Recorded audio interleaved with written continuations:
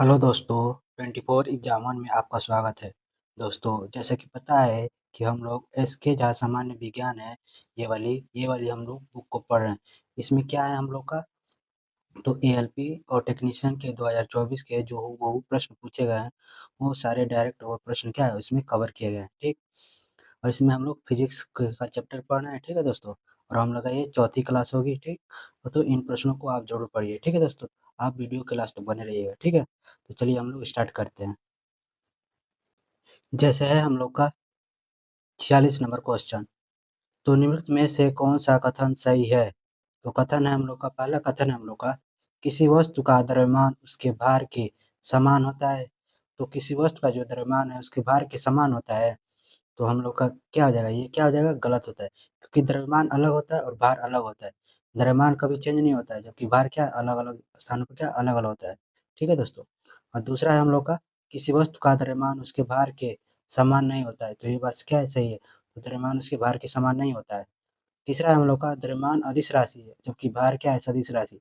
तो ये बात सही है कि द्रव्यमान हम लोग का क्या है, अदिश राशि है, और जबकि भार क्या है हम लोग का, सदिश राशि है। तो हम लोग का आंसर क्या आ जाएगा, आंसर हो जाएगा हम लोग का दूसरा और तीसरा। तो हम लोग का क्या आ जाएगा, हम लोग का ऑप्शन हो जाएगा दूसरा और तीसरा, यानी कि चौथा, यानी कि हम लोग का आंसर सही है, ठीक। अब हम लोग देख लेते हैं द्रव्यमान और मास यानी कि वेट में अंतर। तो द्रव्यमान का मान पूरे ब्रह्मांड में कहीं नहीं बदलता, तो द्रव्यमान कहीं नहीं चेंज होता है। जबकि डब्ल्यू बराबर एम जी, इसका फार्मूला क्या होता है, बार बराबर क्या होता है हम लोग का, डब्ल्यू बराबर एम जी। बार का स्थान अलग अलग जगह पर अलग अलग होता है, क्योंकि जी का मान अलग अलग पर जगहों पर क्या होता है, अलग अलग होता है। और द्रव्यमान का ऐसा ही मात्रा क्या होता है, केजी होता है, ठीक। वही डब्ल्यू का भार हम लोग क्या आता है, किलोग्राम मीटर प्रति सेकंड स्क्वायर, या तो न्यूटन, ठीक। तो भार का क्या हो जाता है, न्यूटन होता है, और द्रव्यमान का होता है हम लोग का केजी। द्रव्यमान क्या है हम लोग का, एक अदिश राशि है, जबकि भार क्या है हम लोग का, सदिश राशि है, ठीक है दोस्तों। तो इसको याद रखिएगा, ठीक है। ये इंपॉर्टेंट है, द्रव्यमान और भार के बारे में पूछता है। अब हम लोग का 47 नंबर क्वेश्चन है, पृथ्वी के गुरुत्वाकर्षण बल के प्रभाव में किसी विशाल वस्तु के मुक्त पतन पर क्या होगा? तो यानी कि पृथ्वी के गुरुत्वाकर्षण बल के प्रभाव में किसी विशाल वस्तु के मुक्त पतन पर क्या होगा? ऑप्शन नंबर ए है हम लोग का, वस्तु का द्रव्यमान बढ़ता है। बी है हम लोग का, विशाल वस्तु का वेग बढ़ता है। सी हम लोग का, विशाल वस्तु का वेग घटता है, वस्तु का द्रव्यमान घटता है। तो हम लोग का आंसर क्या आ जाएगा, तो हम लोग का आंसर हो जाएगा बी, यानी कि विशाल वस्तु का वेग क्या होता है, बढ़ता है। जैसे हम लोग का उदक यानी वर्टिकल में होता है, एक नीचे और एक ऊपर में, ठीक। तो ऊपर से जब कोई वस्तु नीचे की तरफ गिराते हैं, तो हम लोग का यू क्या होता है, प्रारंभिक वेग क्या हो जाएगा, जीरो हो जाएगा यू। और जबकि नीचे हो जाएगा हम लोग का, कुछ ना कुछ इसका मान आएगा, भी का मान कुछ ना कुछ आएगा। और वही जब हम नीचे से हम लोग का ऊपर की तरफ देखते हैं कोई वस्तु, तो यू यू का मान यहाँ पर कुछ ना कुछ होगा, और जब अंतिम वेग पर जाएगा तो हम लोग का क्या हो जाएगा, जीरो हो जाएगा, ठीक।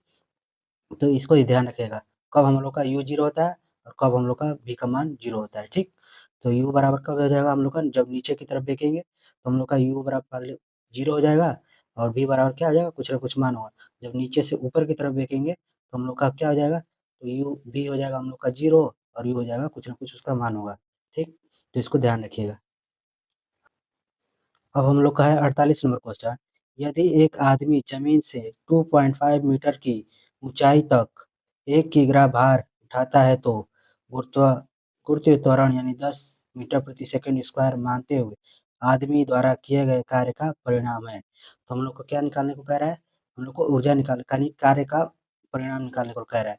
तो कार्य होता है हम लोग का, यानी कि पोटेंशियल एनर्जी, ठीक।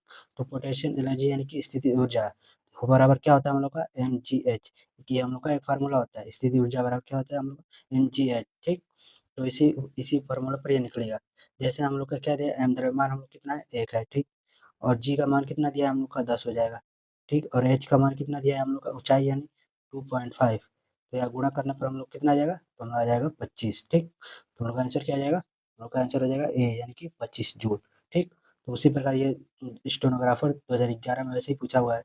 तो 20 केजी हथौड़े द्वारा विभव ऊर्जा की गणना करें, इसे 10 मीटर की ऊंचाई तक बढ़ाया जाता है, ठीक। तो कैसे इसी पर पकड़ लग जाएगा, जैसे हो जाएगा एमजीएच पर द्रव्यमान कितना है हम लोग का, 20 केजी है, और जी का मान 10 दिया है, और ऊंचाई कितनी दी है हम लोग की, एच हो जाएगा हम लोग का 10, ठीक। तो क्या इतना हो जाएगा हम लोग का, 2000, ठीक। 2000 हो जाएगा हम लोग का, तो आंसर क्या हो जाएगा 2000 जूल, यानी कि इसका आंसर हो जाएगा बी। ठीक, तो आप स्थिर ऊर्जा का फॉर्मूला याद रखिएगा इसका। अब हम लोग का है 49 नंबर क्वेश्चन, पृथ्वी द्वारा चंद्रमा पर लगाया गया बल कितना है? जैसे दिया हम लोग का जी बराबर 6 गुणा 10 की पावर 11 न्यूटन मीटर स्क्वायर प्रति किलोग्राम स्क्वायर। यहाँ पर 10 के पावर -11 होना चाहिए। ठीक है दोस्तों, यहाँ पर माइनस यहाँ पर छूट गया है। ठीक है, इसको ध्यान रखिएगा, जब हम क्वेश्चन को लगाएंगे तो यहाँ पर -11 लिखेंगे। और ठीक, और पृथ्वी का द्रव्यमान दे रखा है एम बराबर 6 गुणे 10 की पावर 24 किलोग्राम, और द्रव्यमान देकर रखा है हम लोग का 8 गुणे 10 की पावर 22 केजी, तथा पृथ्वी और चंद्रमा के बीच की दूरी दे रखा है 4 गुणे 10 की पावर 8। तो हम लोग का एक फार्मूला होता है हम लोग का न्यूटन के गुरुत्वाकर्षण नियम के अनुसार। ठीक, तो हम लोग का फार्मूला होता है एफ बराबर जी m1 m2 upon are square. ठीक है दोस्तों, तो इसी पर ये क्वेश्चन लगेगा। जैसे हम लोग लगाते हैं इसको, जैसे है हम लोग को एफ बराबर क्या हो जाएगा हम लोग का, एफ बराबर हो जाएगा हम लोग को जी का मान दे रखा है जी का मान हम लोग का है तो 6 गुणते 10 के पावर 11। ठीक, अब गुणते हो जाएगा कितना हम लोग का, m1 का मान कितना रखा है 6 गुणते 10 के पावर 24। ठीक, फिर हम लोग का कितना रखा है m2 हो जाएगा हम लोग का, यानी कि चंद्रमा के बीच की दूरी और चंद्रमा के द्रव्यमान, द्रव्यमान कितना हम लोग का है 8 गुणते 10 के पावर 22। ठीक, और उसके बीच की दूरी को हम लोग को 4 गुणते 10 के पावर 8, 4 गुणे 10 के पावर 8 हो जाएगा हम लोग का, और उसका वर्ग। ठीक, तो इसको हम लगाएंगे तो हम लोग हल करेंगे तो हम लोग का आंसर आ जाएगा डी। ठीक, तो आप इसको हल करिएगा तो हम लोग का आंसर आ जाएगा। ठीक, तो यहाँ पर रखिएगा 6 गुणे 10 के पावर -11 गुणते 10 के 6 गुणते 10 के पावर 24 गुणते 8 गुणते 10 के पावर 22 बटा में 4 गुणते 10 के पावर 8 का होल वर्ग। ठीक, तो आप हल करेंगे तो हमारे का आंसर आ जाएगा 1.8 10 के पावर 20 न्यूटन। ठीक है, तो हम लोग का आंसर हो जाएगा इसका डी। ठीक, तो इसको ध्यान रखिएगा। अब हम लोग का 50 नंबर क्वेश्चन है, और हम लोग का हीट और टेम्परेचर का चैप्टर स्टार्ट हो गया है ये। अब यहाँ से हीट और टेम्परेचर का क्वेश्चन रहेंगे। जैसे हम लोग निम्नलिखित में से क्या वाष्पीकरण की दर में वृद्धि नहीं करता है? तो वृद्धि नहीं करता है वाष्पीकरण की दर में, कौन सा है ऑप्शन? तो ये तापमान में कमी, बी हम लोग का पृष्ठ क्षेत्र में वृद्धि, पवन की चाल में वृद्धि, या आर्द्रता में कमी। तो हम लोग का आंसर क्या आ जाएगा, आंसर आ जाएगा ए, यानी कि तापमान में कमी हम लोग क्या करता है, वाष्पीकरण की दर की वृद्धि में क्या करता है, कमी करता है। यानी कि वृद्धि नहीं होगी, तापमान में कमी होगी तो वाष्पीकरण की दर क्या होगी, कमी होगी। वही अगर, ठीक, तो वही पूछा इसमें भी हम लोग का निम्नलिखित में से कौन सा कारक वाष्पीकरण की दर को कम करता है? हम लोग का आंसर क्या आ जाएगा, यानी कि नमी, नमी हम लोग को क्या करेगा, तो वाष्पीकरण की दर को हम लोग को कमी करता है। ठीक, अब हम लोग का 51 नंबर क्वेश्चन है, ठोस पदार्थों के तापमान में वृद्धि करने पर क्या होगा? तो ठोस पदार्थों के तापमान में वृद्धि करने पर क्या होगा हम लोग का, जैसे ऑप्शन है कणों में गति ऊर्जा बढ़ जाएगी, ठोस पदार्थों का आकार समान रहेगा, ठोस पदार्थों के तापमान पर कोई प्रभाव नहीं पड़ेगा, या कणों की गतिज ऊर्जा कम हो जाएगी। तो हम लोग का आंसर क्या आ जाएगा, आंसर हो जाएगा ए, यानी कि कणों की गतिज ऊर्जा क्या हो जाएगी हम लोग की, बढ़ जाएगी। ठोस पदार्थों के तापमान में वृद्धि होगी तो कणों की गति ऊर्जा बढ़ जाएगी। ठीक, तो उसमें एक प्रकार की ऊर्जा है, उसमें हम लोग की क्या है, एक प्रकार की ऊर्जा है, पदार्थ के अणु गति के कारण ताप उत्पन्न होता है, तथा अणुओं की गति ऊर्जा के कारण क्या होता है, ऊष्मा उत्पन्न होता है। ठीक, ये एनसीईआरटी का डायरेक्ट पूछा हुआ क्वेश्चन है, तो आप इसको ध्यान रखिएगा। तो ठोस के तापमान में वृद्धि होगी तो अणु की गतिज कणों की गतिज ऊर्जा में वृद्धि हो जाएगी। अब हम लोग का 52 नंबर क्वेश्चन है, ताप यानी हीटिंग का विसरण की दर पर क्या प्रभाव पड़ता है? यानी कि ताप यानी विसरण की दर पर क्या प्रभाव पड़ता है? तो तापमान बढ़ने के साथ यह घटता है, यह तापमान बढ़ने के साथ बढ़ता है, या विसरण की दर पर कोई प्रभाव नहीं पड़ता है। इसमें पहले वृद्धि होती है, फिर उसमें संभवतः पश्चात क्या है, कमी होती है। तो हम लोग क्या हो जाएगा, ताप हीटिंग विसरण की दर पर क्या प्रभाव पड़ता है, हम लोग का आंसर हो जाएगा बी, यानी कि यह ताप बढ़ने के साथ क्या होता है, बढ़ता है। यानी कि विसरण की दर क्या होगी, यह ताप बढ़ने के साथ बढ़ता है। तो हम लोग देखते हैं जैसे वाष्प या विसरण और गैसों का प्रसार ताप बढ़ने से क्या होता है, बढ़ता है। तो देखिए इसको ध्यान रखिए, तो वाष्पन या विसरण या गैसों का प्रसार कैसे होता है, तो तापमान बढ़ने से क्या होगा, ये तीनों क्या होगा, बढ़ेंगे, गैस भी बढ़ेगा, विसरण भी बढ़ेंगे, और वाष्पन के कारण भी बढ़ेंगे। ठीक, घड़ा का पानी ठंडा होता है वाष्पन के कारण, क्योंकि यह प्रक्रिया है, तो यह प्रक्रिया हम लोग क्या होती है, तो रुधिर प्रक्रिया के कारण क्या होता है, घड़ा का पानी ठंडा होता है। सल्फर तथा कार्बन डाइऑक्साइड का मिश्रण टिंडल प्रभाव नहीं दर्शाता है, क्योंकि यह क्या होता है, एक समांगी मिश्रण होता है। तो सल्फर और कार्बन डाइऑक्साइड का मिश्रण क्या होता है, एक समांगी मिश्रण होता है, इसलिए ये क्या होता है, टिंडल प्रभाव नहीं दर्शाता है हम लोग का। अब हम लोग का है 53 नंबर क्वेश्चन। 53 नंबर क्वेश्चन से हम लोग का लाइट से स्टार्ट हो गया। अब यहाँ से क्वेश्चन लाइट यानी प्रकाश से स्टार्ट होगा। जब कोई वस्तु के को दर्पण के मुख्य फोकस और ध्रुव के बीच की स्थिति में रखा जाता है तो अवतल दर्पण द्वारा बनाने वाले प्रतिबिंब की प्रकृति होती है। तो हम लोग को क्या बताना है इसको, तो अवतल दर्पण यानी फोकस के बीच और ध्रुव के बीच जब रखे जाते हैं तो हम लोग का दर्पण का प्रतिबिंब कहाँ पर बनता है, यानी कि ध्रुव ध्रुव और फोकस के बीच हम लोग रखेंगे ये, तो हम लोग का कहाँ पर बनेगा, तो हम लोग का बनेगा, यानी कि हम लोग का ऐसा हो जाएगा, यानी डी आभासी और सीधा प्रतिबिंब बनता है, यानी कि दर्पण के पीछे हम लोग का आभासी और सीधा प्रतिबिंब बनता है। ठीक है दोस्तों, जब ध्रुव और फोकस के बीच रखी हो, तो वही क्वेश्चन पूछ रहा है। ठीक है दोस्तों, तो अवतल दर्पण पर बने प्रतिबिंब की स्थान की प्रकृति है। ठीक, तो इसको ध्यान रखिए, जब दर्पण के ध्रुव और फोकस पर रखिए जाए तो दर्पण के पीछे आभासी, काल्पनिक, आभासी और सीधा और बड़ा बनता है। ठीक, तो हम लोग का आंसर हो जाएगा आभासी और सीधा बनता है।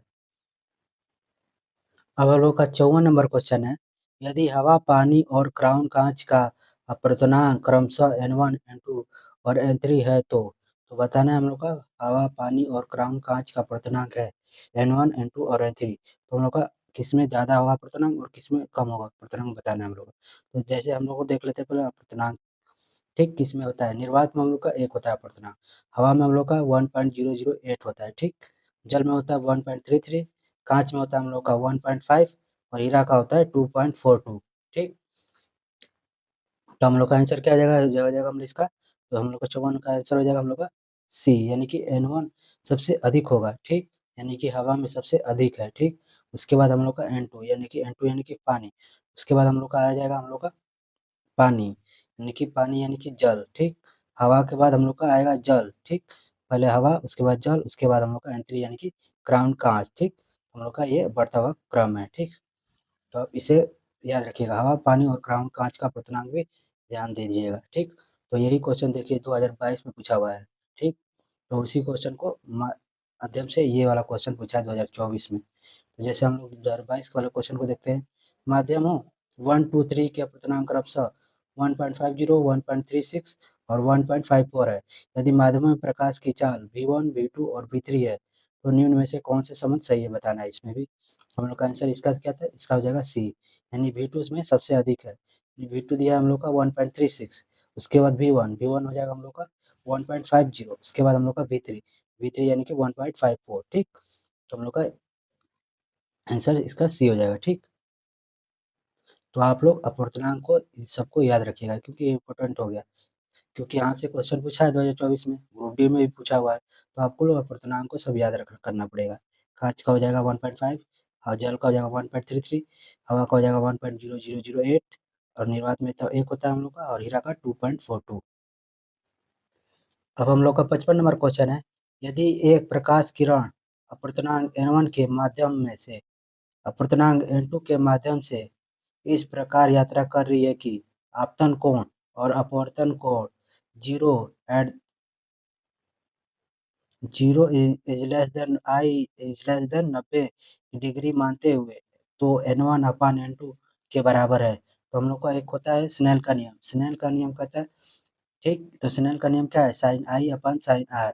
ठीक, तो आपतन कोण साइन तथा अपवर्तन कोण के साइन का अनुपात हमेशा एक नियत राशि होती है, अर्थात हम लोग क्या है, sine I upon sine R. ठीक, तो वही हम लोग का पूछ रहा है 2024 में। ठीक, तो इसका क्या हो जाएगा हम लोग का आंसर हो जाएगा हम लोग का सी, यानी कि sign are upon sign I.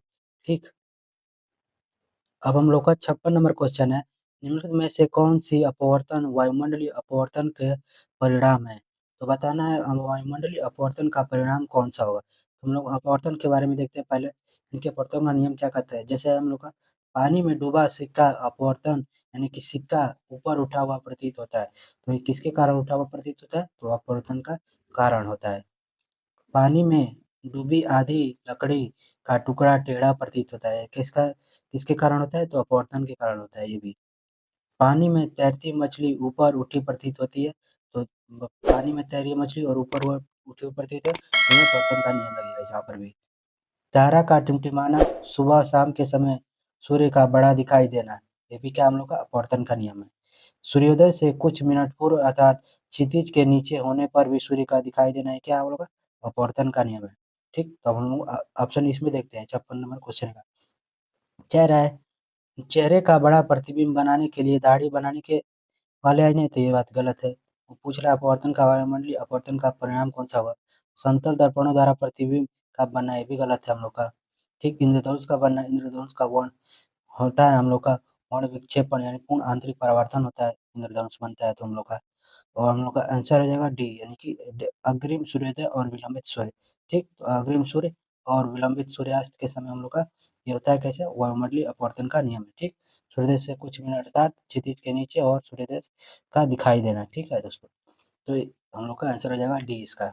Number question हम लोग का, जब एक मोटे कांच के स्लैब सिल्ली को किसी मुद्रित पदार्थ के ऊपर रखा जाता है तो यह मुद्रित पदार्थ दिखाई देते हैं और यह प्रकाश के कारण होता है।